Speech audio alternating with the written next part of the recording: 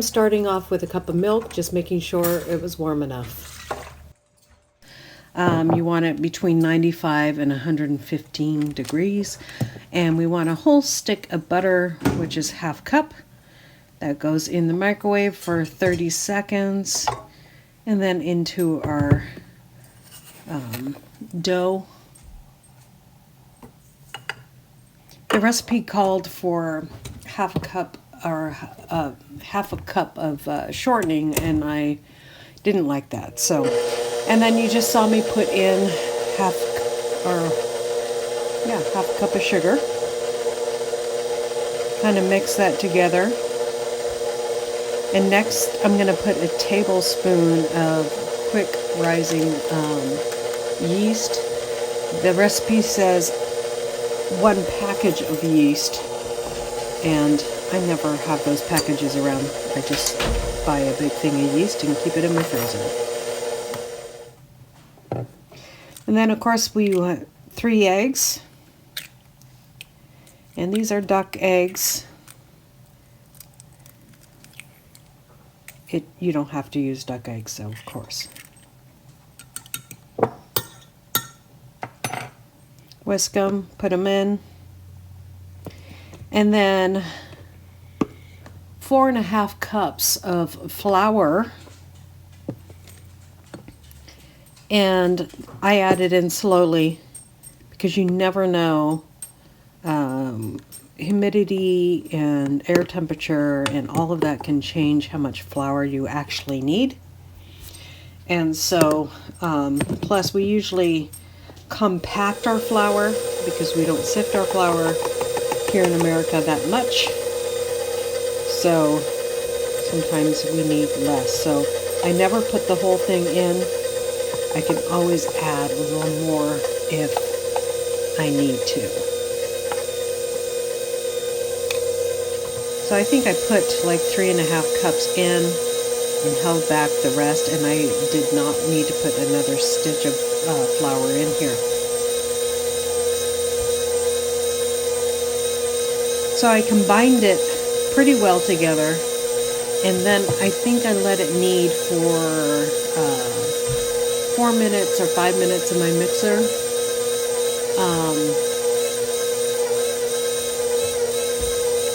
If you were hand mixing it, probably 8 minutes.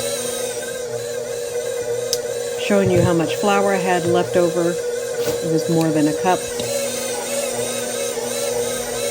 So, and you can see it when it comes off the sides of the bowls like that. You've got the perfect amount for this recipe.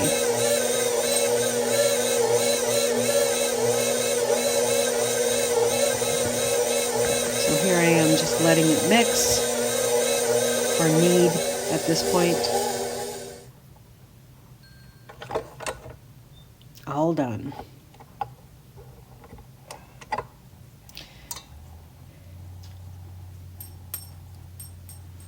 Now, since this cleaned the bowl, you could keep it in this bowl. If you scraped it off the bottom, put it in a nice bowl and put some oil on the bottom. But I need the bowl to make something else, so I'm just gonna make it into a nice ball. I've already put some oil in this bowl so it doesn't stick. And this bowl has a plastic lid, so I'm going to put it in a proofing oven. And I think I let this proof for like 3 hours.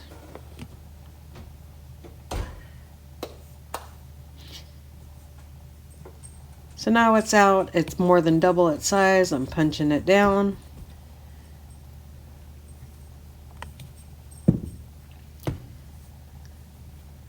Rolling it up into like a sausage form, and then I'm going to cut it in 3 pieces and roll those into balls.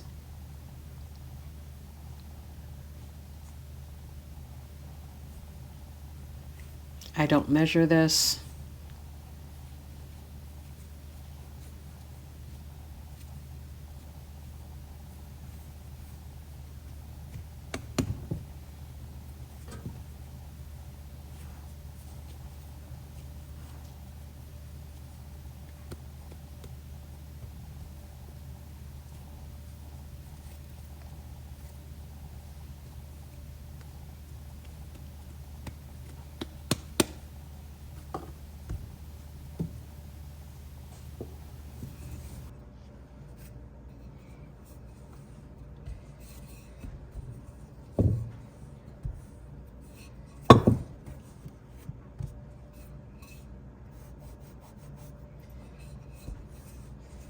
We're gonna roll this out till the 12-inch line.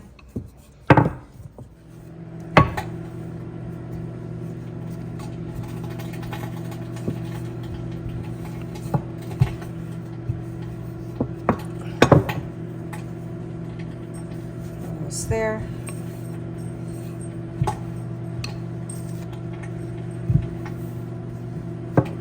It's kind of important that you make this a little bit on the round side because it will be easier to cut these into the pieces that you need.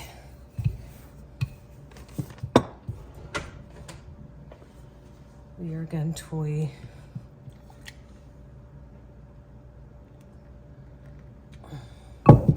spread this all over.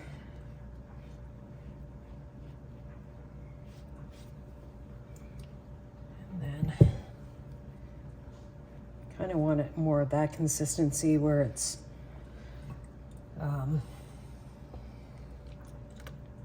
we go. Don't know what that is. Down the middle and this way, and then this way, and then this way, and then this way, right? And then you roll.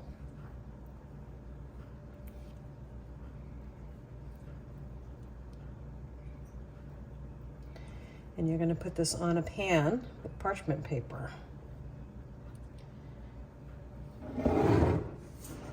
Because they don't take very long to rise after this. The butter will make them slow down a little bit, but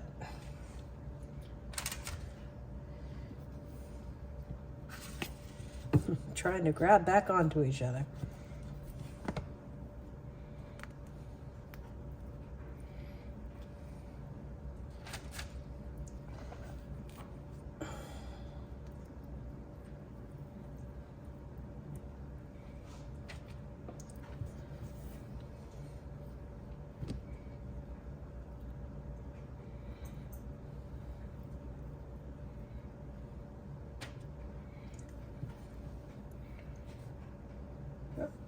Up.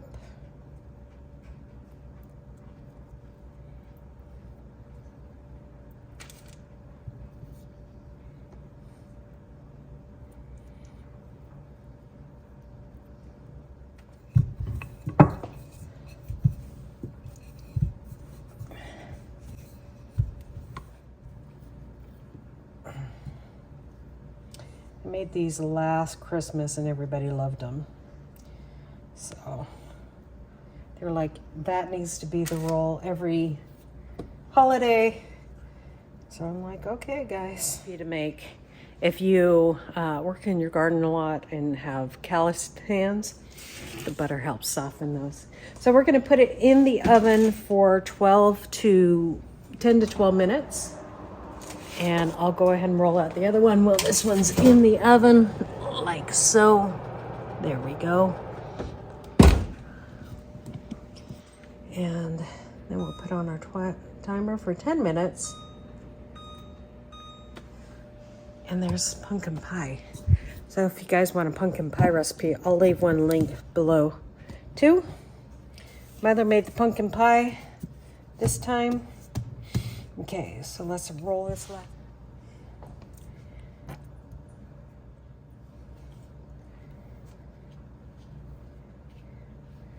And I like to make some big, some small, just because people like some big, some small.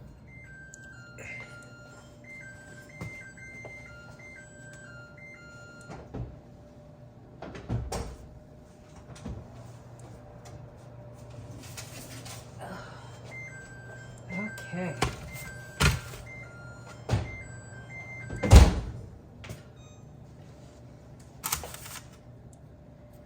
Yummy, yummy.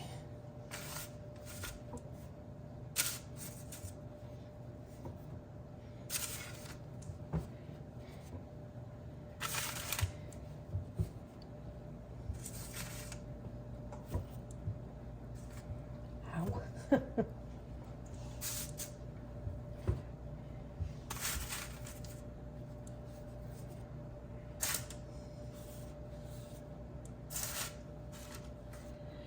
Okay, let's put some more on.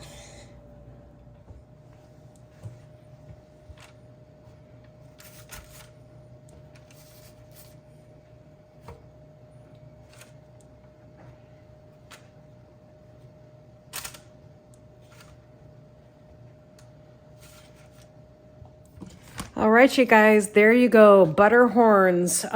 So simple, so easy. You guys will enjoy them, I tell you. So they are ready to go for Thanksgiving, and I think people appreciate them. They loved them the year before, and like I said, they said, can you make these every year? So there you go. God bless. We'll see you next time here on Hedgehog's Homestead. Bye.